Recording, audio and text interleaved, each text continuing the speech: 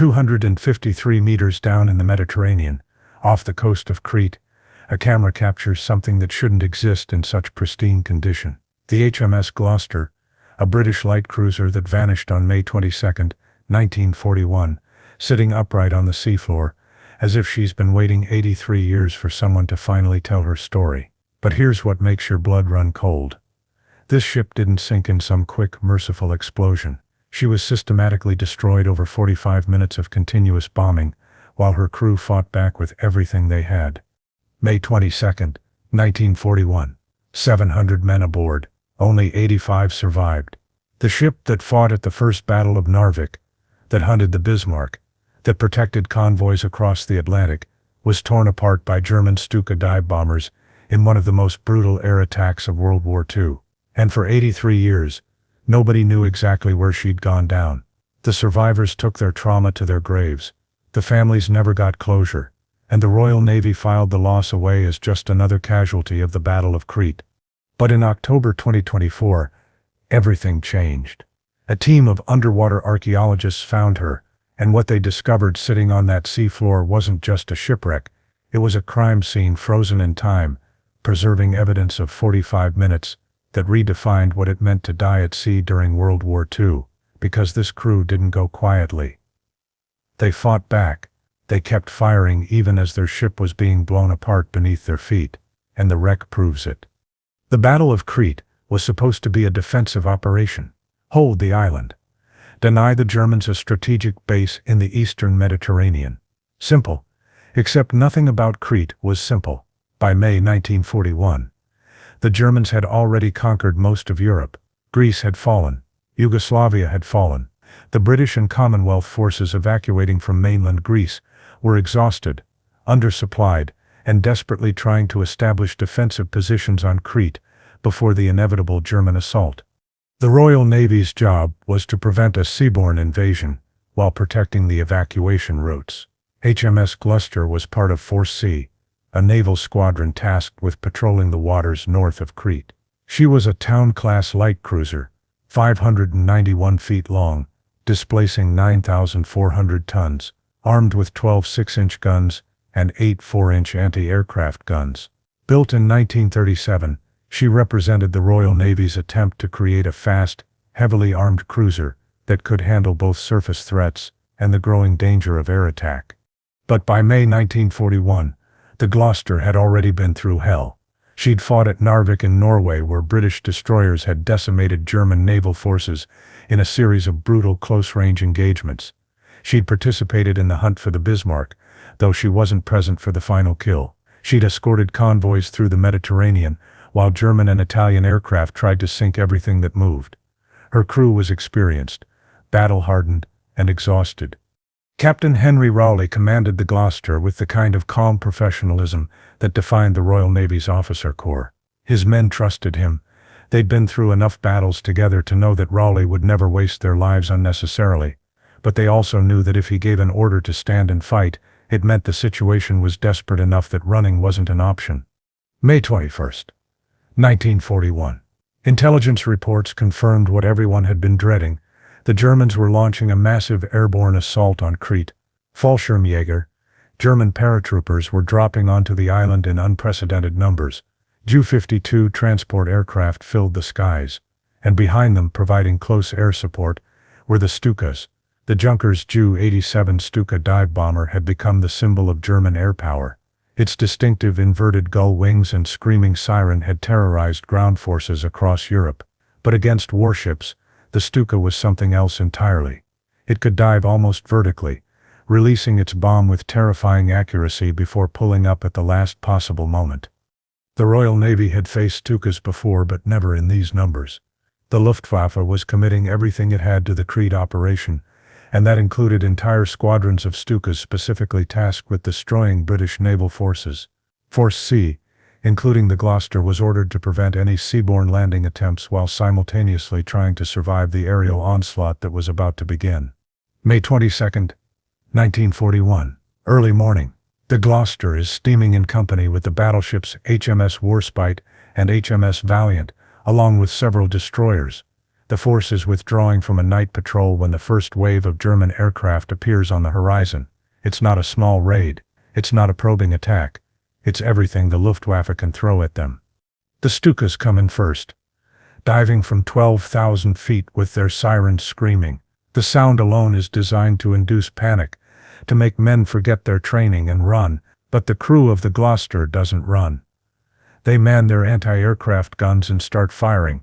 The 4-inch AA guns open up, throwing up a barrage of flak that turns the sky black with explosions. Tracers arc across the water. The noise is deafening, and the Stukas keep coming. The first near misses throw up massive columns of water that drench the upper decks. The Gloucester is maneuvering hard, turning into the attacks, making herself as difficult a target as possible. But the Germans are good.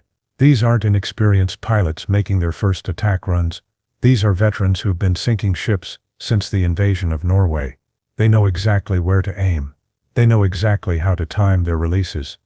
At 8:15 a.m., the first bomb hits. It strikes near the forward superstructure, penetrating the deck before exploding inside the ship. The blast tears through compartments that house critical systems. Men die instantly, vaporized by the explosion or torn apart by shrapnel. Fires break out. The damage control teams rush to contain the flooding and fight the flames, and the Stukas are already lining up for their next runs. What happens over the next 45 minutes would become one of the most sustained air attacks on a single ship in naval history. Wave after wave of Stukas dive on the Gloucester. Some are shot down by the ship's increasingly desperate AA fire.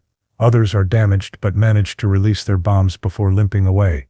And some make perfect runs, dropping their 500-kilogram bombs with devastating accuracy. The Gloucester's crew fights back with everything they have. The 6-inch main guns, designed for surface combat, are fired at low angles trying to hit the Stukas as they pull out of their dives.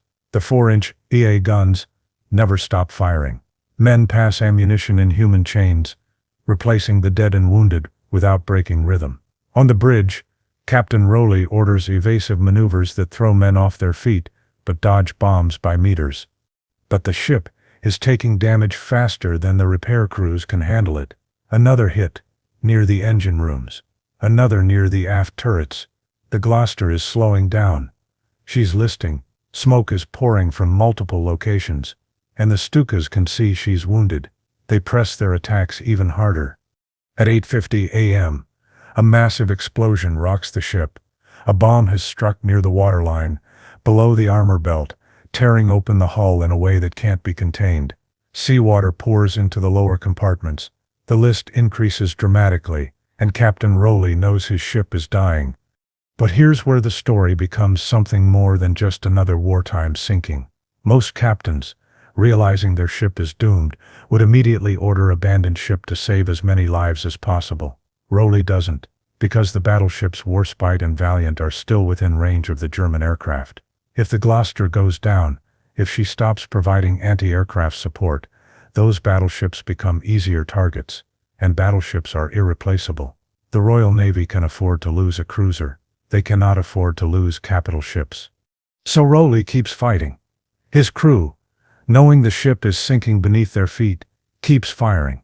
The guns that still work keep shooting. The damage control teams keep fighting floods.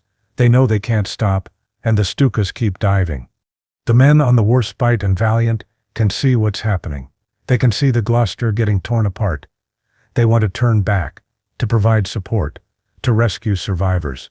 But Admiral Henry Whipple, commanding from the Warspite, knows that turning back means risking the battleships, and the mission has to come first. So he orders the squadron to maintain course, and the Gloucester fights alone. At 9 a.m., exactly 45 minutes after the first bomb hit, the HMS Gloucester rolls onto her side and begins her final plunge. The surviving crew members who'd been fighting from the upper decks are thrown into the sea. Men trapped below decks in flooded compartments go down with the ship. Some gunners stay at their posts, still firing as the water rises around them. It's the kind of suicidal bravery that the Royal Navy would commemorate but never truly explain to the families left behind. The destroyer HMS Greyhound and HMS Griffin risk their own safety to approach the sinking site and begin rescue operations. They pull men from the oil-slicked water while German aircraft continue circling overhead. It's chaos. Some survivors are too injured to grab the rescue lines. Others are pulled under by the suction of the sinking ship. The destroyers can't stay long, can't search thoroughly, because staying means becoming targets themselves. When the rescue operation ends, the numbers tell a story of catastrophic loss. Of approximately 700 men aboard the Gloucester, only 85 survived. 615 men died with their ship. Some went down trapped in sealed compartments. Others drowned in the minutes after the sinking. A few died of injuries aboard the rescue vessels. But all of them died because the mission required their ship to keep fighting long past the point where survival was possible. The survivors were landed at Alexandria, Egypt. They were debriefed. They gave their accounts of the attack, and then they were reassigned to other ships, other battles, because the war didn't stop for grief. Most of them never talked about what happened. The few who did described those 45 minutes in terms that suggested trauma too deep for words. One survivor, interviewed decades later, said simply, "We knew we were dead. We just didn't know when." The Royal Navy's official report on the loss was clinical and brief.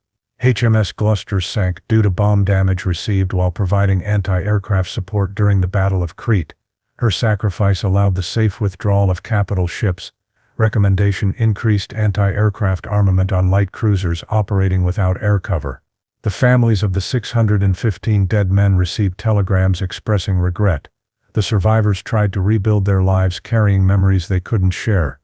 And for 83 years, that's where the story ended. The Gloucester was gone. Her exact location was uncertain. The survivors died one by one, taking their memories with them. The families never got a grave to visit, never got closure, just a name on a memorial wall, and a brief mention in naval histories of the Mediterranean campaign. But shipwrecks don't really disappear. They wait, sitting in the darkness of the ocean floor, preserving evidence that might someday tell the full story. And in October 2024, a team of underwater archaeologists finally found what the Mediterranean had been hiding for more than 8 decades. The discovery wasn't made by high-tech billionaire explorers with unlimited budgets. It was made by a team of Greek and British marine archaeologists conducting systematic surveys of World War II wreck sites around Crete. They'd been searching for several ships lost during the battle, using historical records, survivor testimonies, and modern sonar technology to narrow down search areas. The Gloucester had always been on their list, but the search area was vast, and the exact sinking position had never been confirmed. In early October 2024, their sonar detected a large metallic object sitting upright on the seafloor at a depth of 253 meters. The profile matched a town-class cruiser. The location was consistent with the historical accounts, but they needed visual confirmation. When the ROV cameras descended and the lights illuminated the wreck, there was no doubt. The distinctive superstructure, the gun turrets, and most definitively, visible hull markings identified her as HMS Gloucester. What the cameras revealed was extraordinary. Unlike many World War II wrecks that have collapsed or been scattered by decades of ocean currents, the Gloucester was remarkably intact. She sits upright on the seafloor, her main structure preserved. The forward section shows the catastrophic damage from the bomb hits, with the deck torn open and structure crushed, but the aft section is almost pristine. Gun turrets are still in position. The bridge structure, though damaged, is recognizable. The wreck site itself tells the story of those final 45 minutes in ways that survivor accounts never could. The pattern of bomb damage visible on the hull shows at least 7 direct hits, possibly more. The concentration of damage near the waterline proves that the Stukas weren't just trying to sink the ship, they were trying to break her in half. The fact that the Gloucester stayed afloat as long as she did is a testament to British naval engineering and damage control training. But what's most haunting about the wreck is the evidence of continued resistance. Several of the anti-aircraft gun positions show signs of having been manned right up until the moment the ship went down. Shell casings scattered around the guns. Ammunition lockers still open. The guns themselves trained skyward, frozen in their final firing positions. These men didn't abandon their posts. They didn't run. They stood and fought until the Mediterranean claimed them. The discovery made international headlines. But the story didn't end with identification. The HMS Gloucester is designated as a war grave under international maritime law. The wreck site is protected. No artifacts can be removed. No unauthorized diving is permitted. The 615 men who died with their ship remain at their duty stations, and the British Ministry of Defence has made clear that they will stay there. This isn't an archaeological site to be excavated, it's a cemetery. For the families of the lost crew, many now represented by grandchildren and great-grandchildren who never met the men who died, the discovery provided something they'd never had: a location, a place to remember, a grave that, while inaccessible, at least exists. Several families traveled to Crete in early 2024 for a memorial service held at sea above the wreck site. They threw wreaths into the water. They read names. They said prayers. And for the first time in 83 years, the HMS Gloucester had mourners at her grave. But the discovery also raised uncomfortable questions that naval historians are still debating. The decision to keep the Gloucester fighting while she was clearly doomed. The decision to leave her survivors in the water while the squadron withdrew. These weren't mistakes. They were calculated choices made by experienced officers who understood the strategic situation. Admiral Pridham Whipple chose to save his battleships at the cost of the Gloucester's crew. Captain Rowley chose to keep fighting at the cost of his own life and the lives of his men. Were these the right decisions? From a purely strategic standpoint, yes. The battleships survived. They went on to fight in other crucial engagements. The loss of one cruiser, while tragic, was acceptable within the calculus of naval warfare. But for the 615 families who received those telegrams, for the 85 survivors who spent the rest of their lives wondering why they lived when their brothers died, the strategic calculus offers cold comfort. The wreck itself provides no answers to these moral questions. It just sits on the seafloor, a monument to duty, sacrifice, and the brutal mathematics of war. The cameras that documented its discovery showed twisted metal and broken structure, but they also showed something else: a ship that fought to her last breath, a crew that refused to surrender, even when surrender would have been rational, and a legacy that took 83 years to fully understand. Modern naval analysts, studying the wreck footage, have noted details that reshape our understanding of the Battle of Crete. The concentration of bomb damage suggests that the Gloucester was specifically targeted, not just one ship among many, but singled out for destruction. This supports the theory that German commanders had identified her as the key anti-aircraft platform and ordered their Stukas to eliminate her at all costs. The fact that they needed 45 minutes and multiple squadrons to sink her proves how effectively her crew fought back. The condition of the wreck also reveals details about British damage control that weren't apparent from survivor accounts. The internal bulkheads held longer than anyone expected. The compartmentalization that was supposed to prevent flooding actually worked, up to a point. The ship took damage that should have sunk her in minutes and stayed afloat for 3/4 of an hour. That's not luck. That's engineering and training working exactly as designed, buying time that cost lives but served the larger strategic purpose.